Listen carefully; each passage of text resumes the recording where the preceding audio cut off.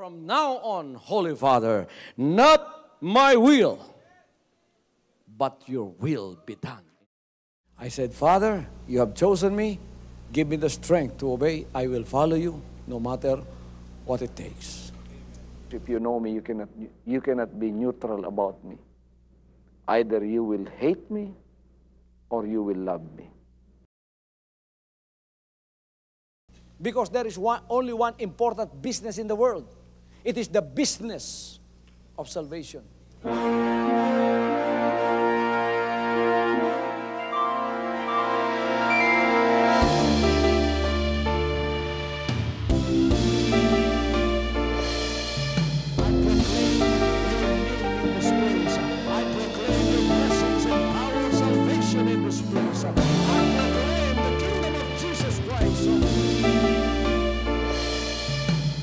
As I am concerned, and as far as the work of God is concerned, we have reached the end. Last September 13, 2003. When you find God, you find His love. Because God is love. Ganon ang pag-ibig ng Panginoon. Walang katapusan na yan ay bumabalik-balik sa atin. If you want to receive, you have to give. Receive it by faith and say, Lord, I will touch up. Because the game plan of God was to save us from seeing through the power of love. He has completed His salvation works in the Spirit. After April 13th, the door is open for everyone to come. The salvation works of the Father is now completed in me. Salvation is here.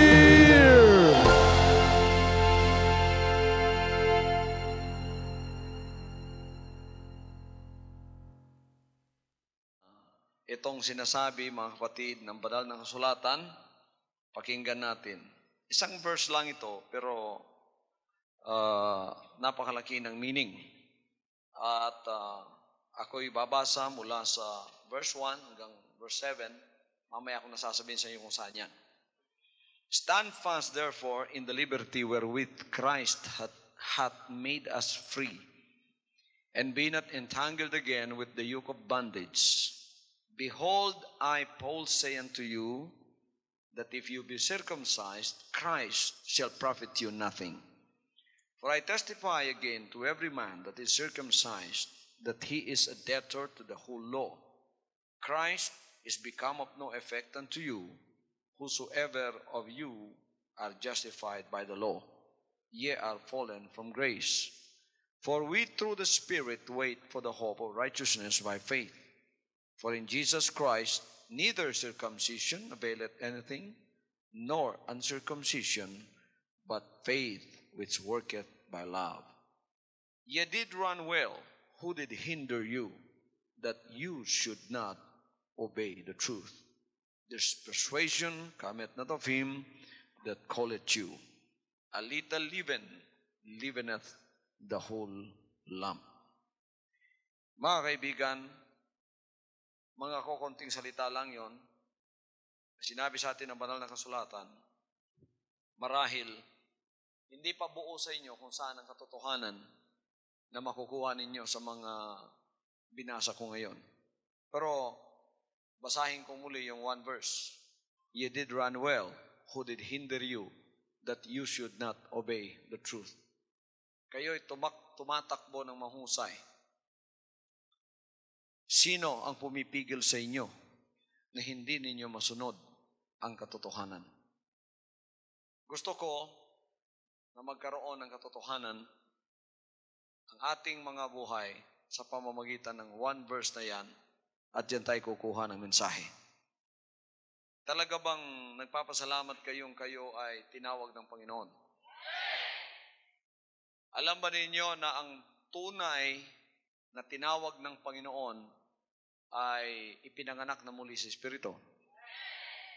Alam ba ninyo na ang ipinanganak sa Espiritu ay nakalagpas na sa kamatayan papunta sa buhay? Ang ibig sabihin, ligtas siya. Amen? Ligtas siya, at pagkatapos pinatawad siya sa kanyang kasalanan. At ginawa siyang partaker ng makalangit na nature o makalangit na pag-uugali o espiritu ng ating Panginoon. Kayong lahat dito na na-convert at na-born again, taas ang kamay. Siguro kung ipare-recall ko sa inyo kung kailan kayo na-convert at paano, mare-recall pa ba ninyo? Maaalala pa ninyo? Maalala pa ninyo, no? Kung hindi mo maalala kung paano kang iniligtas ng Panginoon sa pasimula, nag-aalala ko, baka hindi ka tunay na convert. O kung tunay ka na convert sa Espiritu ng Panginoon, maaalala mo ang araw na kung paano kang tinawag ng buhay na Diyos. Aalala mo. Pero isang malungkot na bagay, hindi ma-express ang kalungkutan ng isang tao pagka siya ay tinawag, tunay na convert, pagkatapos babalik sa kasalanan. Aalis sa Panginoon. Amen. Di ba totoo yun? Kung babasahin niyo banal na kasulatan, totoo yun, sinasabi ko sa inyo. Ang isang tunay na na-convert, maalala mo kung paano kang tinawag ng Panginoon. Tapos isang araw, tatayo ka sa judgment. Ipaaalala rin sa iyo kung paano ka namatay sa Espiritu, kung paano ka na-backslide. Yun ang masaklap na panahon ng iyong buhay.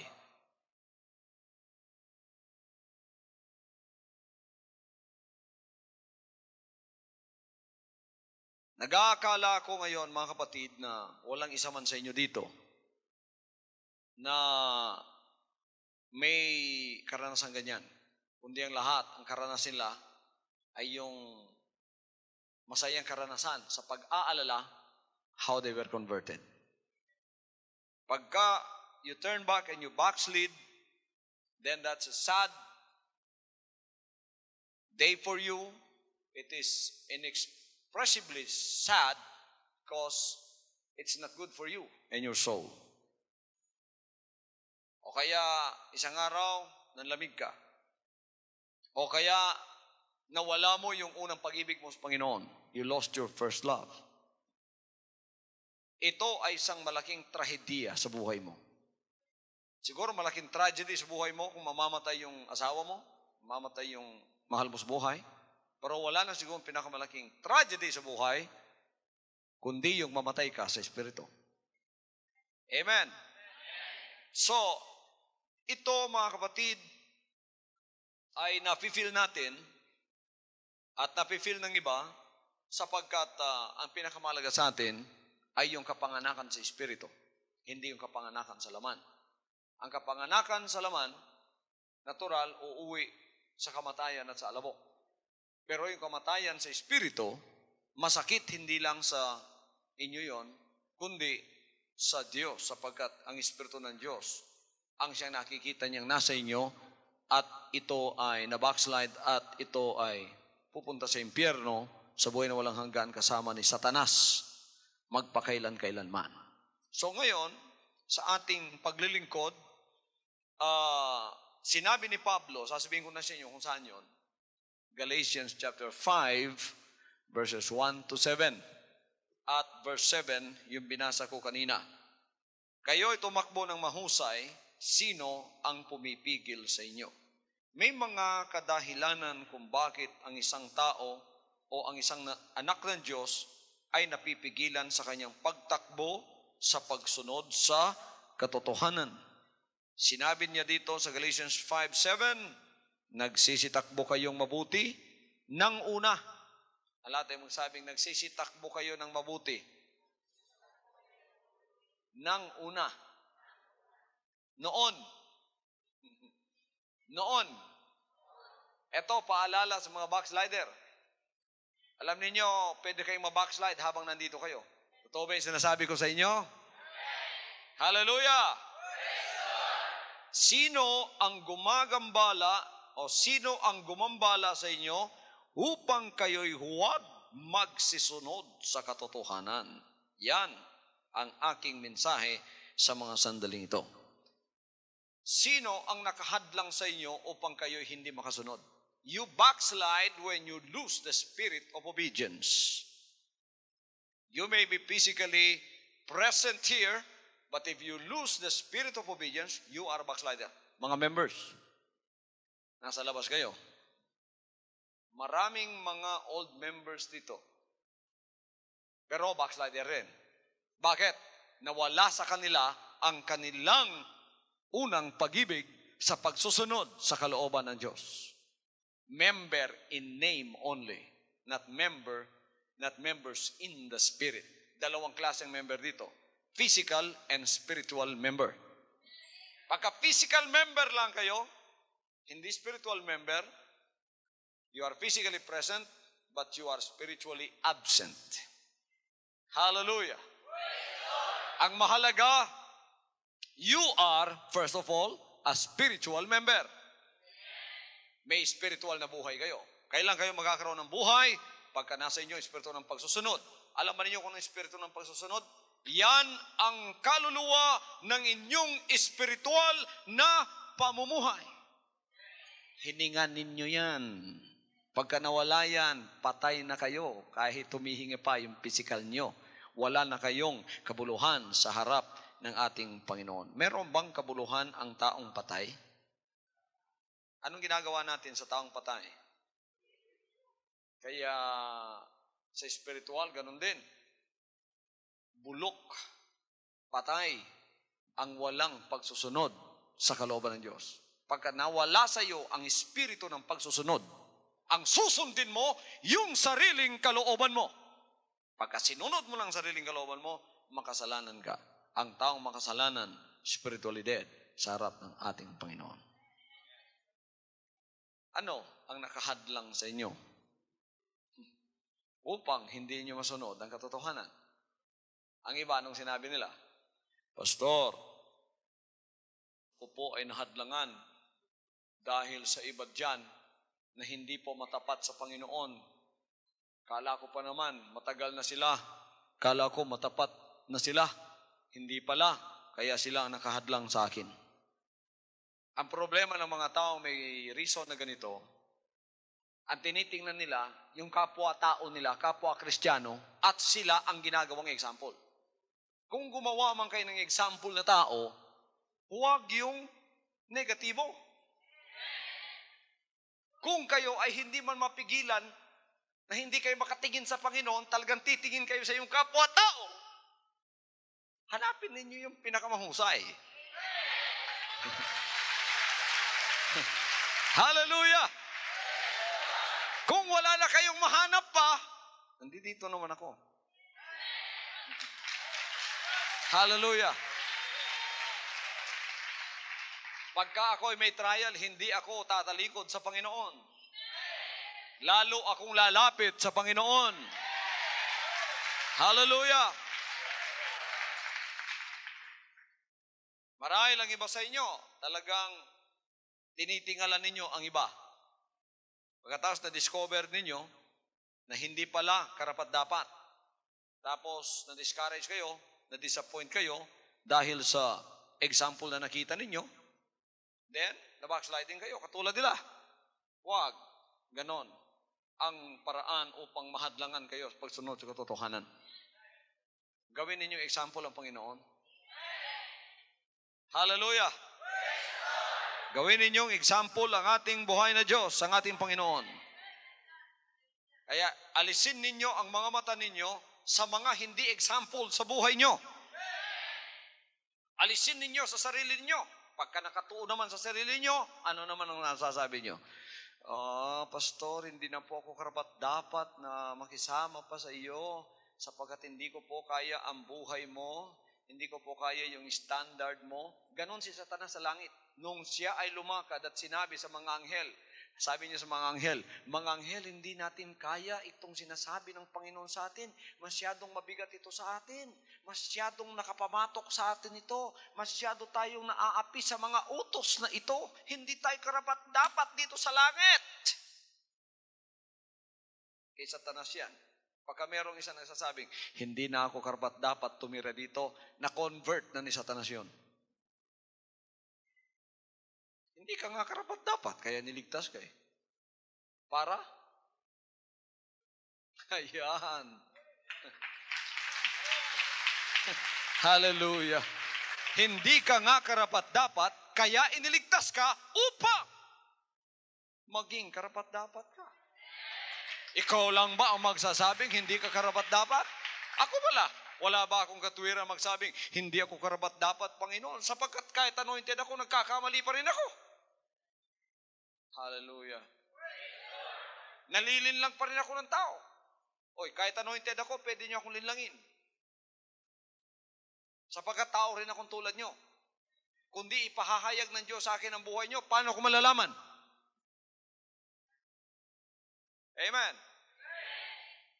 Hindi lang kayo ang may katwiran na magsabing hindi ako karapat-dapat sa paglilingkod na ito. Ako, ganun din.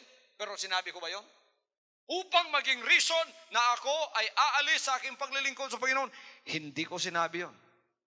Tuwing ma-feel ko, hindi ako karapat-dapat, anong sinasabi ko? Panginoon, gawin mo po akong karapat-dapat.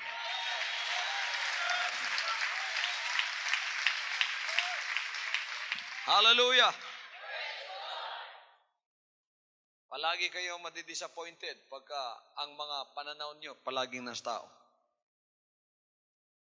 Pero hindi kayo madidisappoint pagka ang paningin ninyo nasa Panginoon at Kanyang mga salita. So salita ng Diyos tayo tumingin. Walang disappointment dyan. Kung hindi lang ako nakatingin dyan araw-araw sa mga salita ng Diyos, disappointed ako araw-araw sa tao. O salamat sa Diyos sapagkat walang disappointment sa Kanya. Ano ang humahad lang sa inyo upang kayo di makapagpatuloy sa katotohanan? Ang iba, ang sabi nila, Pastor, ako po ay nahadlangan sa pamamagitan ng pag-uusig. Maraming misunderstanding nangyari. Maraming oposisyon sa buhay ko na nangyari. Ang iba, nagkaroon ng misunderstanding sa bahay nila. Katapos may mga oposisyon. Mabuti kung yung oposisyon, yung mga kalaban nila, ang oposisyon ang galing pa sa mga family nila. Sa mga nanay nila, sa mga tatay nila, sa mga kapwa nila, sa mga kaibigan nila, at ang testing napakalala. The test was so severe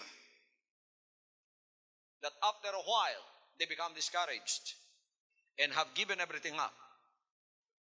At sinabi, etong katwiran, mahirap pala maging butil. Mahirap pala magpa-members Jesus Christ. Sinong nagsabi sa inyong hindi mahirap?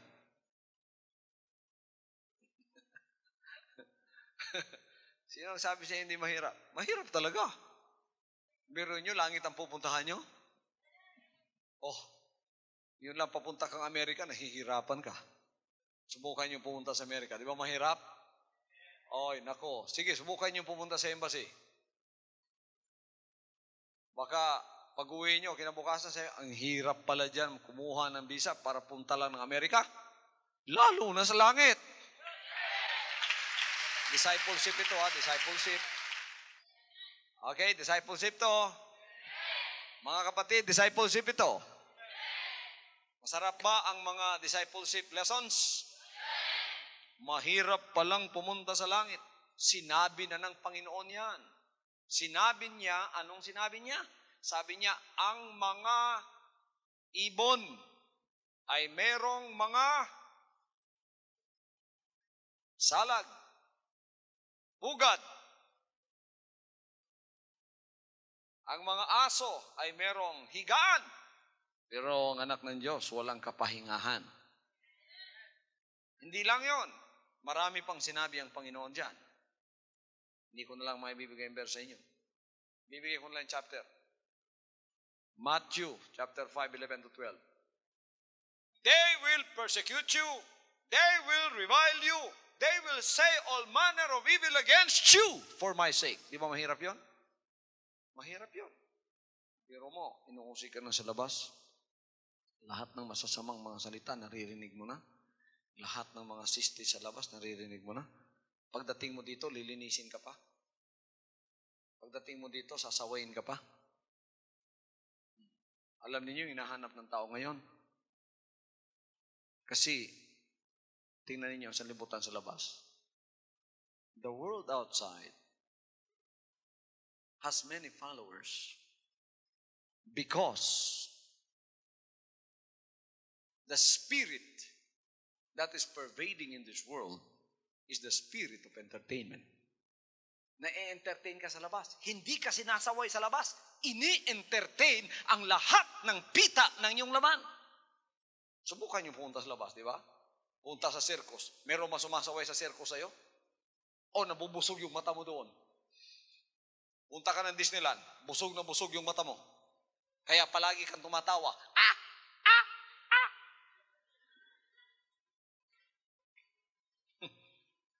Ganyan ang sistema na hinahanap ng tao upang ang kanyang sariling pagnanasa sa pita ng laman ay hindi masaway, kundi magkaroon pa ng katuparan.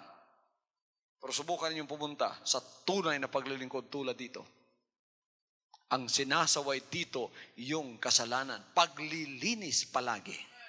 Sapagkat ang ating ministry ay pupunta sa langit. Kaya marami ngayon ang naghahanap ng entertaining gospel. Entertainment. Pag upo mo roon, there is intellectual worship. Ha? Para kang nanonood ng sine kung minsan. Mara kung gawin yon. We can change the mode and the system of this fellowship. And I become your intellectual God and you become my intellectual servants. Alam niyo yung intellectual worship? Pangangaral na ang intellect lang ang tinatamaan, hindi yung kaluluwa ng tao. I can make a message so informative that you will be on the edge of your seat. Pero hindi tatamaan yung kaluluwa nyo. Ma-entertain kayo. Grabe yung pastor natin. Kaganda magsalita.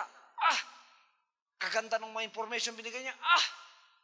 Pero yung kaluluwa nyo, hindi makakakain. Utak lang ang kumakain, pero ang kaluluwa walang pagkain. I decided not to do that.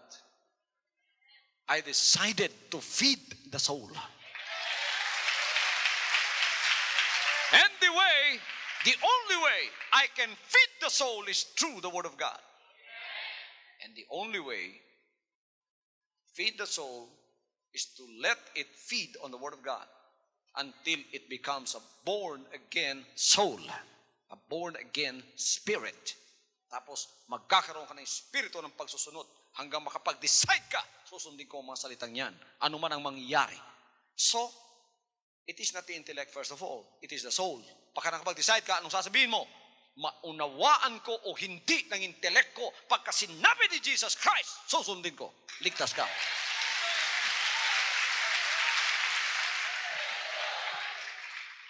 Faith na ang nasa sa iyo. Pananampalataya na sa salita ng Diyos. Sigurado, hindi lahat ng salita ng Diyos maintindihan ninyo. Ngayon, maraming members dito sa butil na pananampalataya. Hanggang ngayon, hindi nila naunawaan ang Malakay 3:10. Meron pa. Marami pa dito, hindi nagbibigay ng tithes. Hindi daw nila maunawaan yun. Bakit? Napakayaman daw ng Diyos. Bakit magbibigay pa ng tithes? Hanggang hindi nagbibigay ng tithes. Hindi mo maunawaan yun. Pero pagka nasa yung espiritu ng pagsusunod, sasabihin mo, mauunawaan ko o hindi. Pag sinabi ng Panginoon, susunod ako. Pananampalataya na. Pagka ikaw ay may pananampalataya, yan ang sinasabing lumalakad sa pananampalataya. Hindi lumalakad sa intellect, lumalakad sa pananampalataya. In fact, when you follow God, you cannot use your intellect anymore. You cannot use your natural mind anymore. All you have to do is to use your faith. Faith na, pananampalataya na. Kung ikaw si Abraham, may narinig kang boses. Sabi niya, Abraham, dalhin mong anak mo sa bundok, patayin mo. Kung ginamit ni Abraham ang intellect niya, hindi niya maiaalay si Isaac. Biro mo, sino naman ang ama na papatay sa kanyang anak? Sasabihin, magku-question mark ka pa siguro. Kung Diyos ito, akala ko pag-ibig ka, Panginoon, bakit pinapatay mo yung anak ko? O, di ba? Pero hindi niya ginamit ang intellect niya. Ginamit niya ang kanyang pananampalataya.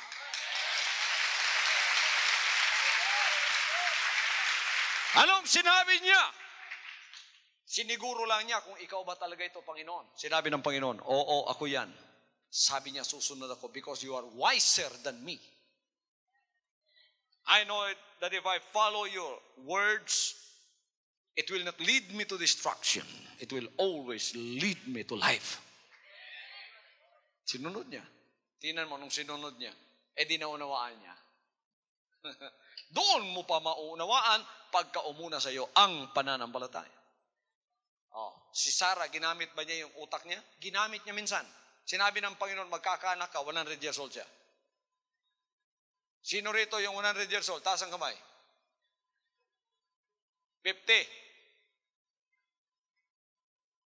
Babae ba? Sinong 50 anyos na babae dito? Taas ang kamay.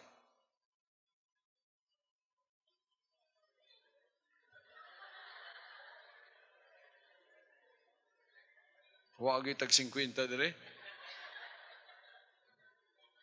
50 sobra. Mao. Siguro kayo, pag sinabi ng Panginoon, sabi niya, Sister Caridad, manganganak ka. O tumawa na sinang karing, hindi pa nga, biro pa lang yun. Sapagkat ginagamit mo yung intellect mo. Iyon siguro ka, yaga de ginawa.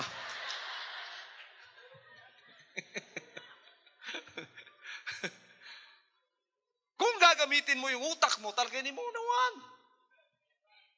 Kaya sinabi niya, lumakad kayo sa pananampalataya. Ang ibig sabihin ng lumakad sa pananampalataya, wag na ninyong unawain pa. Sundin na lang ninyo. Pagka sa Diyos yan, sundin nyo. Just obey it, just follow it. Later on, you will be able to understand it. Hallelujah! So anuman, ang umahad lang sa inyo, ay pabayaan nyo. Basta't magpatuloy kayong sumunod sa katotohanan. Mahirap nga bang maging Kristiyano? Mahirap. Si Jesus Christ, kahit siya ang anak ng Diyos na pumunta rito sa laman, many times he was threatened with stones. Pagka nangangaral siya, pumupulot na ng bato ang mga tao. Aalis na siya.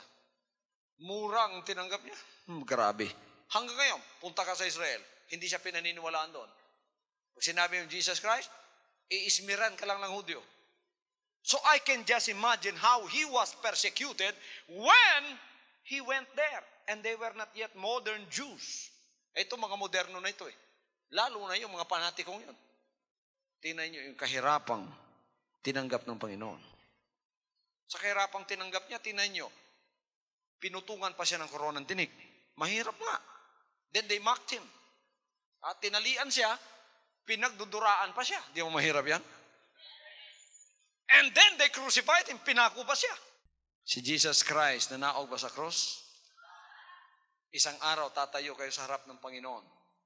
Haharap kayo doon sa naglingkod sa Diyos upang sundin ang utos ng Panginoon sa kalagitnaan ng lahat ng pag-uusig, kahirapan, ngunit hindi siya napigilan ng lahat ng ito hanggang ang utos sa kanya pumunta sa Kalbaryo at ipapako sa krus sa kalagitnaan ng kahihiyan, may koronang tinik pa at siya'y mapapahiya pa.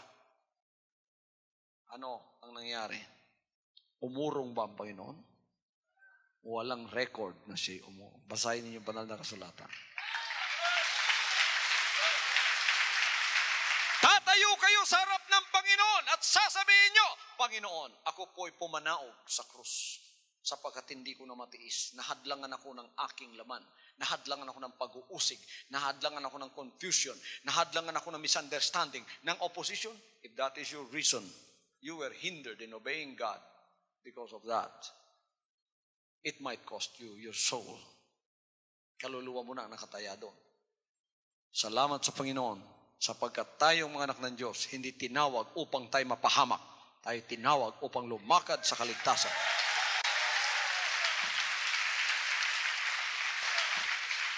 Ano nakahadlang sa inyo? Trial? Kalungkutan? Sorrow? Babasahin ako sa inyo. Lahat ay magsabing, praise the Lord. Praise the Lord. Lahat ay magsabing, God, bless, Pastor. Kala nyo kayo, ha? Palaging akong nagbi-bless sa inyo. Kung minsan, i-bless din niyo ako. Okay. Sapagkat pinarurusahan ng Panginoon ang kanyang iniibig at hinahampas ang bawat tinatanggap na anak.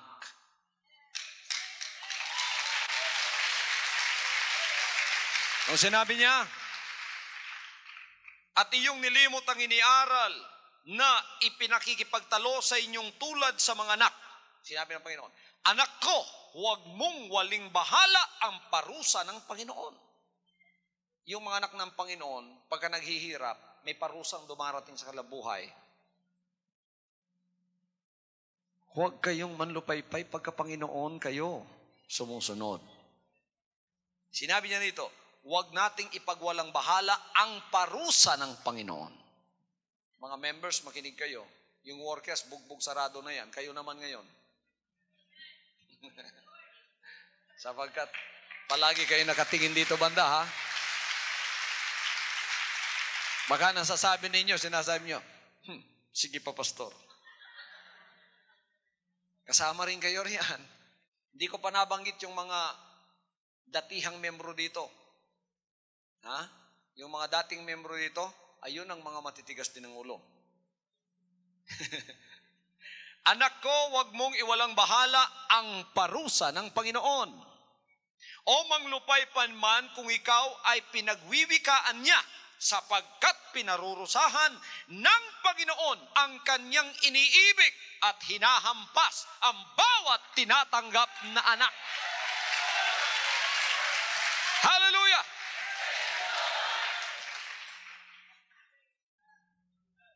Pagka Panginoon humahampas sa inyo, praise the Lord.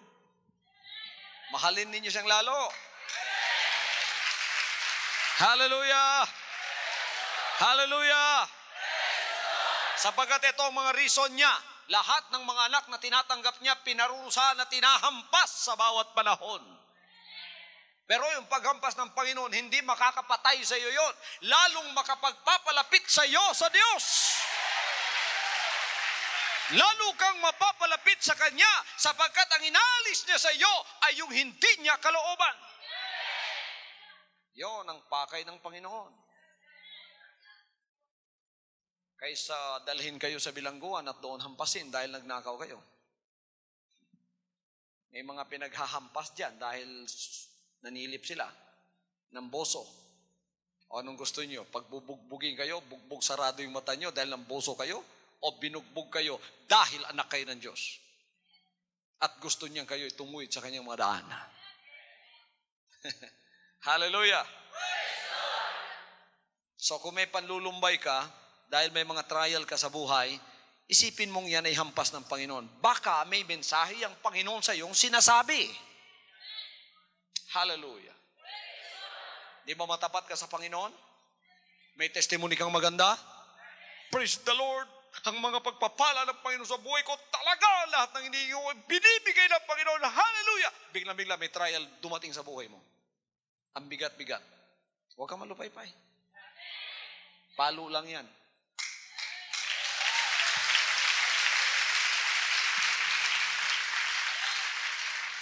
Disiplina lang ng Panginoon yan.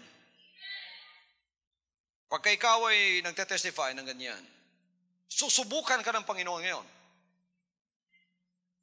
Ganun ba yun, Pastor? Oo. Pero huwag kayo matakot mag-testify. Baka matakot na kayo, kaya pala hindi na ako magte-testify. Baka ako subukan. Mas magandang masubukan ka. Hallelujah! He tests us to see if we really mean it. Susubukan niya tayo para makita niya kung talaga bang totoo yung sinasabi natin.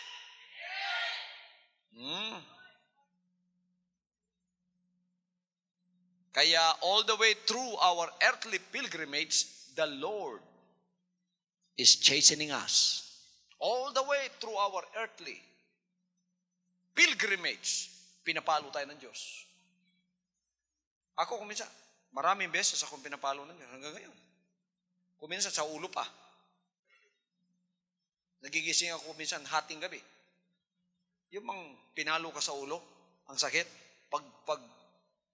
Pagbangon mo, masakit pa. May ganong paraan kuminsan ng Diyos sa akin. Di mo sinunod yung inutos ko. Kung minsan sa inyo meron ganon, huwag kayong malupay-pay sapagkat yan ay magpapatuloy hanggang sa kanyang pagbabalik. Now, be sure you understand the meaning of the word chastening. Everybody says chastening. Chastening means child training. Everybody says chastening means child training. He allows all sorts of testings and trials to beset us in order that we may be cast on Him. Bantayan niyo sarili niyo, pagka masyado na kayong kumpiyansa sa sarili ninyo, magkakaroon na kayo ng trial. Trials and testings, parang bagyo lalapit sa iyo. Ano ang purpose ng Panginoon? Upang ikaw ay huwag nang kumumpiyansa sa sarili mo, bumalik ka at sasabihin mo, Panginoon, ikaw lang ang aking pag-asa sa buhay.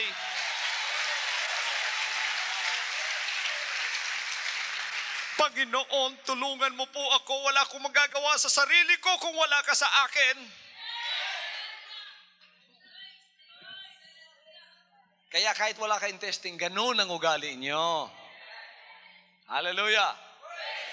Maganda yon. Tingnan niyo, di ba? Kung minsan nagkakatrial tayo, lalo tayong napapalapit at lalo tayong nagiging dependent sa Panginoon. Yan ang gusto ng Panginoon Diyos. Palagi mo siyang tinatawag. Palagi kang dependent sa Kanya. Hallelujah. Yun ang unang purpose niya. Sinabi niya sa banal na kasulatan, ilagay mo ang iyong pasan sa Panginoon at Kanyang aalalayan ka. Hindi niya titiising makilos kailanman ang matuwid. Ilagay mo ang iyong pasan sa Panginoon at aalalayan Kanya. Gusto niya, dependent ka sa Kanya. Pagka nagpapasan ka, ilagay mo sa Kanya. Pagka ikaw ay nagpapasan, sabi mo, kaya pa, Panginoon. Praise the Lord. Kaya pa. Sabi ng Panginoon, dagdagan natin, kaya mo pala eh. Kaya pa, Lord. Hantod mabugto na imong abaga. Di na ba kaya, Ginoo? Tabangan na kasi, Ginoo. Di na makaya. O, sige, tabangan ta ka.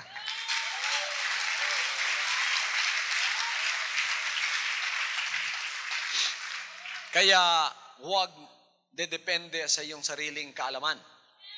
Sa iyong sariling lakas. Kahit may nagagawa ka sa Panginoon, huwag kang didepende sa sarili mo sapagkat ang lakas ay nanggagaling sa Kanya. Ang talent ay nanggagaling sa Kanya. Doon mo ibigay ang kapurihan at sabihin mo, Panginoon, kung di mo ko binigyan ng lakas, hindi ko magagawa ito. Panginoon, kung di mo ko binigyan ng talent, hindi ko magagawa ito. Gusto ng Panginoon niya. Pero pag sinabi mong, talagang napaka-talented ko, Panginoon, praise the Lord. Bibigyan ka ng trial na makikita mo sarili mo at masasabi mo sa katapusan ng trial, gigamit ko naman yun ang akong utok aning pagsulbat, sulbat, unsao naman eh. Makita ni mo, agad ay talent. Sandig na bukas Ginoo. Ginoo, tabangi ko. Dito pa siya mo tabang ni mo.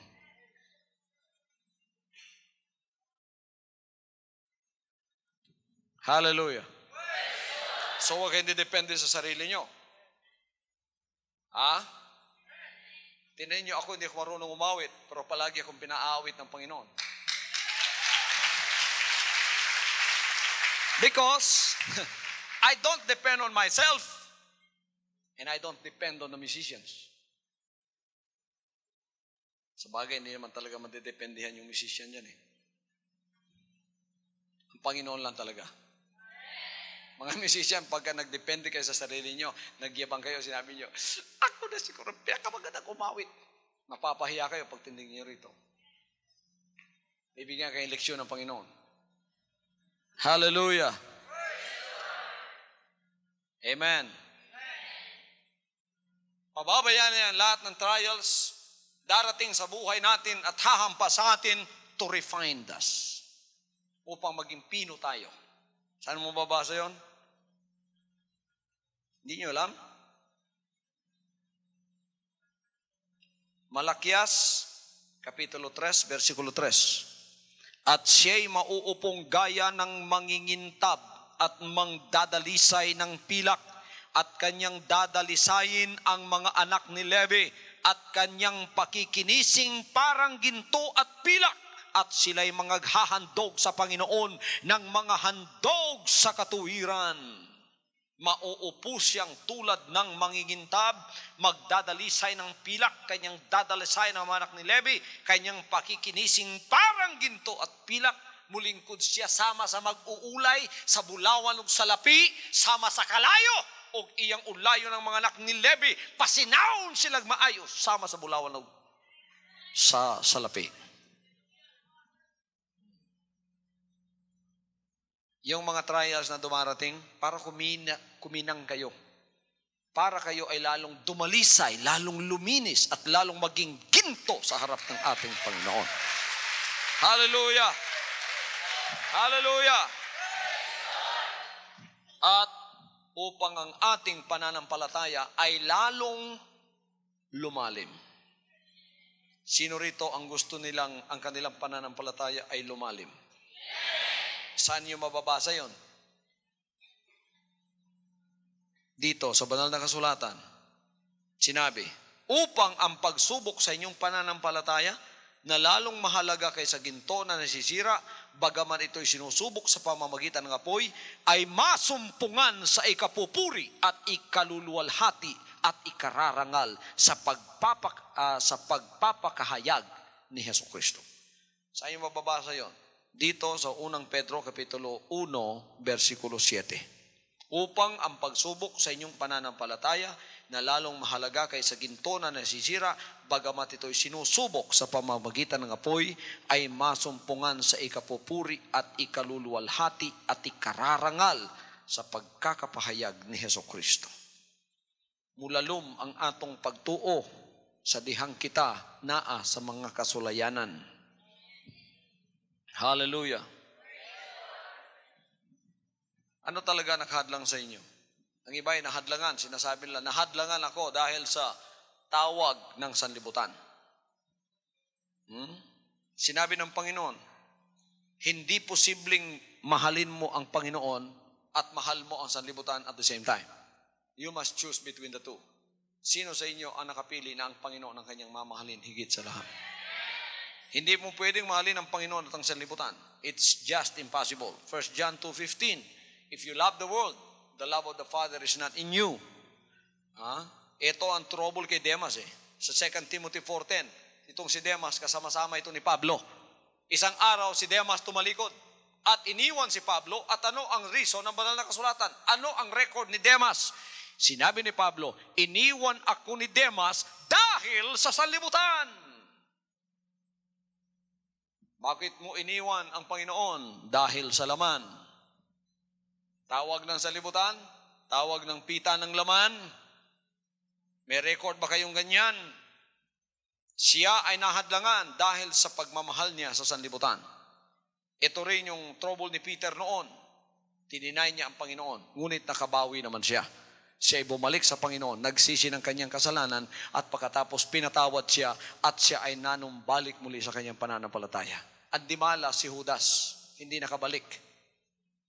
Kaya kayong na-backslide na, nakabalik for the second time, magpasalamat kayo. Ang kinatatakutan ko, itong sinasabi ng Panginoon sa akin sa huling araw. Yung mababackslide ngayon, wala nang chance na makabalik pa. Ayon. The Lord is talking to my heart, even now. Kaya mag-ingat kayo sa backsliding ngayon. Sapagkat, bakit? Yung una, binibigyan pang chance. Because the preaching of the gospel of this ministry, the kingdom of Jesus Christ, the name above every name, is not yet completed. Now it is being completed. It's very dangerous for you to backslide. You might not get a chance anymore.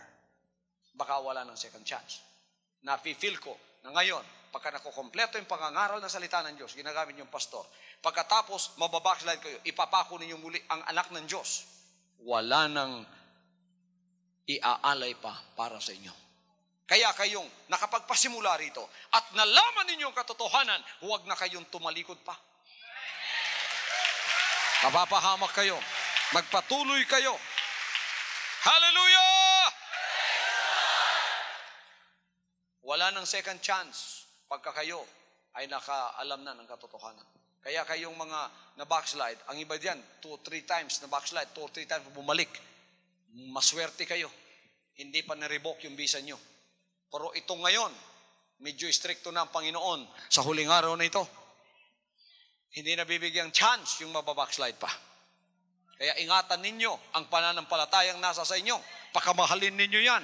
Huwag ninyong pababayang mawawala sa inyo. Baka hindi na kayo tanggapin pang muli ng Panginoon. That's why sinabi ko sa inyo, mahirap din ang malaman mo ang buong katotohanan pagkatapos aalis ka. Pero pinakamaswerte ka pagka nalaman mo yan sapagkat ikaw ay siguradong may lugar sa langit. So, if you look at this logic, if you look at what the Lord's philosophy is in life, when you follow Him, you are either cursed or blessed. There is no in between. Wala dyan na gusto ko dito, tapos gusto ko na naman dito, Panginoon. Dito na naman ako, Panginoon. Ito na naman ako, Panginoon. Kaya sinabi niya, you must either be cold or warm, not lukewarm. Pagka lukewarm ka, isusuka ka ng Panginoon. Sabi niya, mas gustuhin ko pang ikaw malamig o kaya mainit. It's just between the two. Maglingkod ka o hindi. Yun lang. Pero nasa kalagitnaan ka, pagka medyo nafe-feel mong maglilingkod ako, ay, praise the Lord, hallelujah. Pagka nafe-feel mo naman na ikaw ay na-tempt pagkatapos babalik sa sanlibutan, ay, sa sanlibutan muna ako. Pag ganun-ganun ka, you will never go to heaven doing that. Huwag ninyong gagawin yun, mga anak ng Diyos. Kaya pagka kayo nanampalataya, pinanghawakan nyo, wala nang backsliding pa. Ako'y nagpapasalamat nung ako'y tinawag ng Panginoon. Never once have I turned my back unto the Lord. Pastor, mahirap naman ang Panginoon. Wala na kayong reason pa. Kasi may pastor eh. Tao rin katulad nyo eh. Nakapagpatuloy sa kanyang paglilingkod eh. Pagkasasabihin nyo, 2-3 times backslide ako dahil mahirap Panginoon. Tatawagin ako ng Panginoon. Alin ang mas nahirapan? Ikaw o siya? Alin sa dalawa? Mas mahirap sa akin. Mas malaking kapagsubukan ko sa iyo. Pero nakapagpatuloy ko, hindi ka tumalikod. Walang record. Ni once the Lord chastened me, the Lord rebuked me, and the Lord put me to hardships and trials. Never once did I entertain the thought of leaving the Lord. I said, Lord, wherever you put me, as long as it is you, I will follow you. Kung ako nakagawa ng commitment na gano'n, sino pa kaya kayo? Ngayon, maswerte kayo. Meron ng prophet, meron ng apostle, meron ng pastor, meron ng anointed man of God. Ha? Maswerte kayo. Maswerte kayo, may propetang ipinadala ng Diyos upang i-guide ang daan nyo. Nung ako'y sumunod sa Panginoon, wala akong taong naging guide. Siya lang. Araw-araw, I have to live by faith. Araw-araw, I have to receive a revelation from Him. Araw-araw, I have to receive a revelation from the Lord. What to do this day? Lahat tinuturo niya sa akin. Kailangan maghintay ako sa Kanya. Pagka ako'y nawalay ng konti, wala. I am at a loss already. I don't know what to do. Ngayon kayo, maliwanag na maliwanag yung dinadaanan nyo. Hindi pa kayo makapagpatuloy. You have no more reason when you stand before God in judgment. No more reason at all. Wala na kayong katwiran pa. Wala na katwiran pa tao. Hallelujah! So, hindi nyo masasabing, hinila ako ng sanlibutan. Dahil may taong tumayo dito sa harapan nyo at hindi nahila ng sanlibutan. Mahirap, pastor, pagpalain pala. Talagang mababackslide tayo. Merong nakatayo dito sa harap nyo, pinagpala. Bakit hindi ako na-backslide?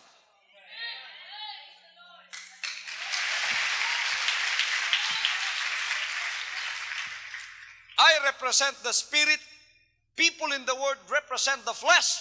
I tell the flesh, flesh, take me or leave me. Hate me or love me. But I will follow the Lord and preach His word without fear or favor.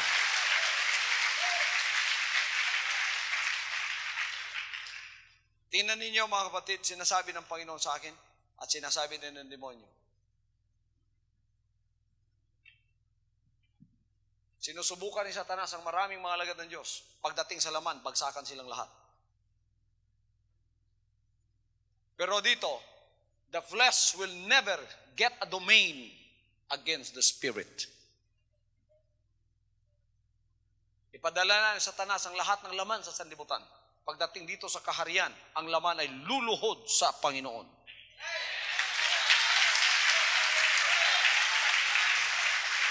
The flesh will be defeated. The spirit of the flesh will bow down to the Spirit. Not the Spirit bowing down to the flesh. Hindi tayo paghaharian ng laman dito. Ang Espiritu mag-hari dito. Kaya ang ating relationship dito is purely spiritual. Ano nangyari sa laman natin? Ang nangyari sa laman natin, we dedicated it to the Lord. We gave it to the Lord. We sacrificed it to the Lord. And what did we say? We said, Lord, do whatever you want to do with me. I give myself unto you. I sacrifice myself to you. Gawin mo, Panginoon. Ipako mo, isabit mo, lahat gawin mo. Basta ikaw. Tulad ako ni Abraham, i-dedicate ko lahat sa iyo. Wala nang maiwan pa sa akin. Sa iyo lahat. Kaya ang laman ay hindi maghahari. Ang Panginoon ang siyang hari dito. Hallelujah! Una tama humaning kagabiyon na ako'y basahon sa inyo ha. Inyo ning tanawon pagkatapos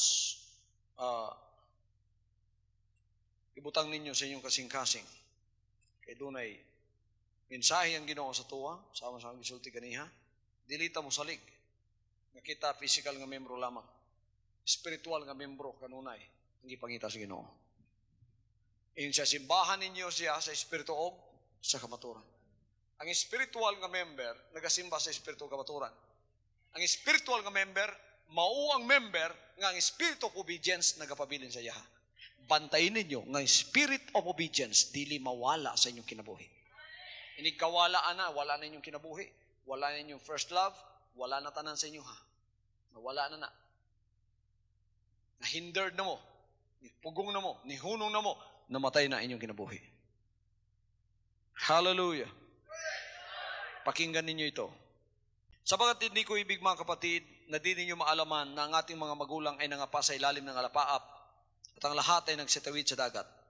At lahat ay nangabautismuhan kay Moses sa alapaap at sa dagat at sa lahat na nagsikain sa isang pagkain ding iyon sa Espiritu. At lahat ay nagsiinom ng isang inumin ding yaon sa Espiritu sapagkat nagsiinom sa batong ayon sa Espiritu na sumunod sa kanila at ang batong yaon ay si Kristo. Bagaman ang karamihan sa kanila ay hindi nakalugod sa Diyos sapagkat sila'y ibinuwal sa ilang. Ang mga bagay na ito ay pawang naging mga halimbawa sa atin upang huwag tayong magsipagnasa sa mga bagay na masama na gaya naman nila na nagsipagnasa. Ni huwag din naman kayong mapagsamba sa mga Diyos-Diyosan, gaya niyaong ilan sa kanila ayon sa nasusulat, naupo ang bayan upang magsikain at magsiinom at magsitindig upang magsipagsayaw. Ni huwag din naman kayong makiapid na gaya ng ilan sa kanila na nangakiapid at nangabuwal sa isang araw ay 23,000. Ni huwag din naman nating tuksohin ang Panginoon na gaya ng pagkatukso ng ilan sa kanila na nangapahamak sa pamamagitan ng mga ahas. Ni huwag din kayong mga bulong-bulungan na gaya ng ilan sa kanila na nagagbulungan at nangapahamak sa pamamagitan ng mga mangwawasak. Ang mga bagay na ito'y nangyari sa kanila na pinakahalimbawa at pawang nasusulat sa pagpapaalala sa atin na mga dinatnan ng katapusan ng panahon. Kaya't ang mga akalang sila'y nakatayo, mag-ingat na baka mabuwal. Ang lahat ay magsabing, kaya't ang may akalang siya'y nakatayo, mag-ingat na baka mabuwal.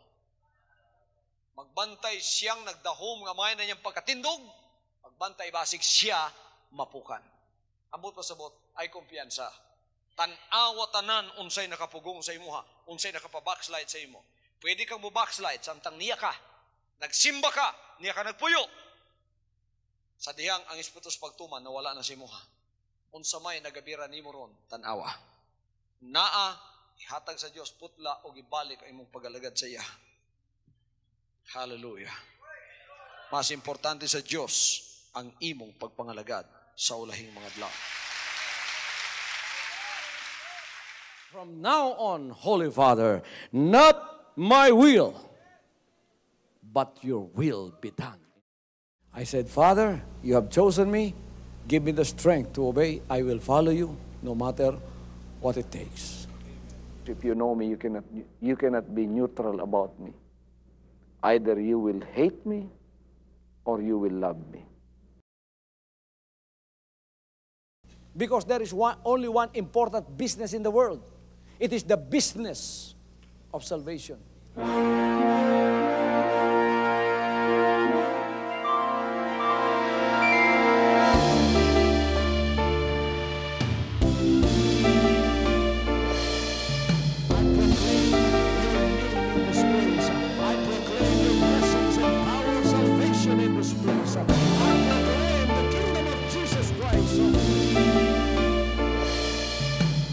As I am concerned, and as far as the work of God is concerned, we have reached the end.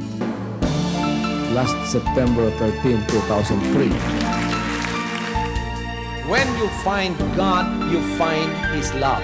Because God is love. Ganon ang pag-ibig ng Panginoon.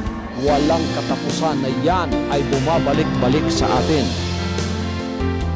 If you want to receive, you have to give.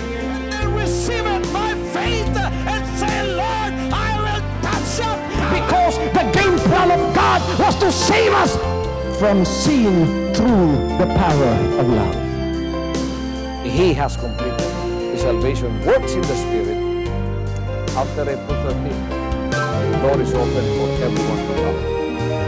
The salvation works of the Father is now completed in me. Salvation is here.